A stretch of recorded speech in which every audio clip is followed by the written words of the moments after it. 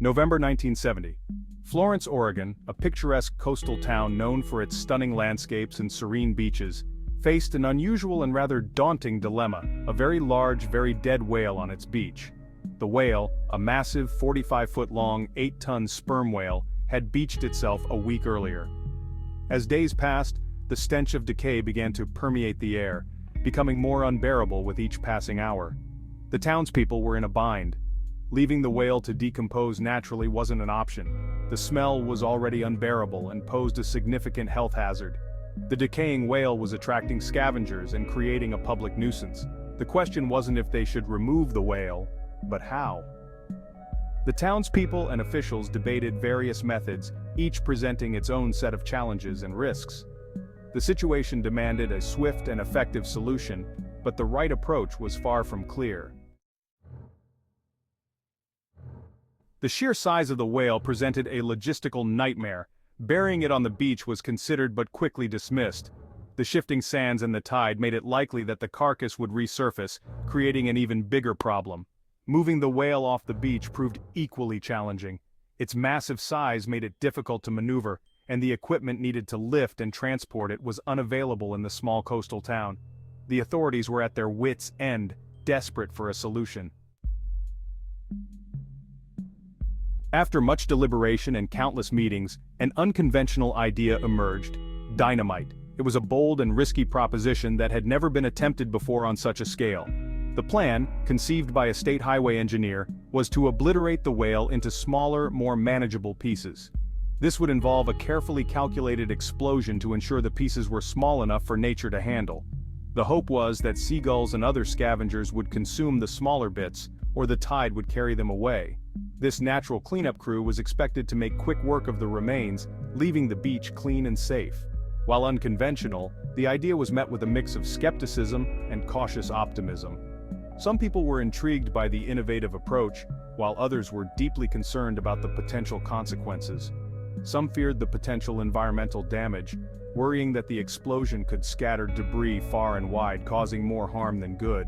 Others saw it as the only viable solution to a rapidly deteriorating situation. With time running out and the stench worsening, the decision was made to proceed with the explosion. The community held its breath, hoping that this daring plan would finally resolve the issue and restore normalcy to their lives. Section 4.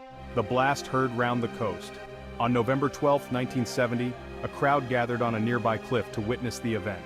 The dynamite, packed beneath the whale carcass, was detonated. The explosion was far more dramatic than anyone anticipated.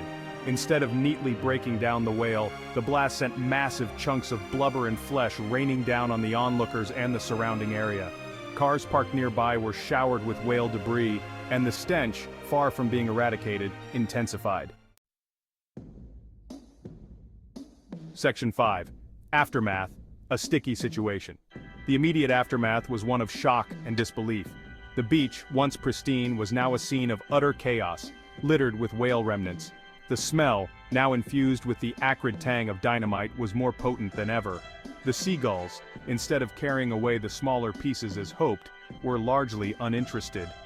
The larger chunks of the whale remained, posing a significant cleanup challenge and a lingering reminder of the misguided plan.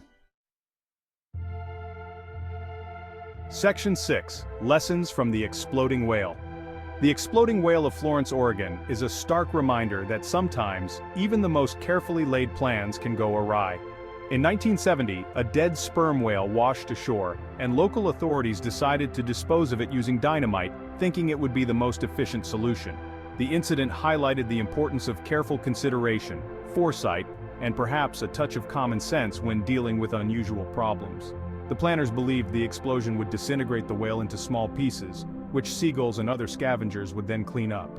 However, the event provided a rather pungent chapter in Oregon's history, as the explosion sent large chunks of whale blubber flying in all directions, damaging property and creating a mess far worse than the original problem.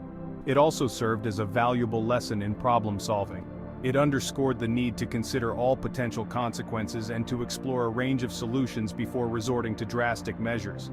The incident became a case study in what not to do, emphasizing the importance of thinking through all possible outcomes. The exploding whale, though a spectacle, reminds us that sometimes the simplest solutions are often the best. Instead of using dynamite, perhaps a more straightforward approach like burying the whale or towing it out to sea could have been considered.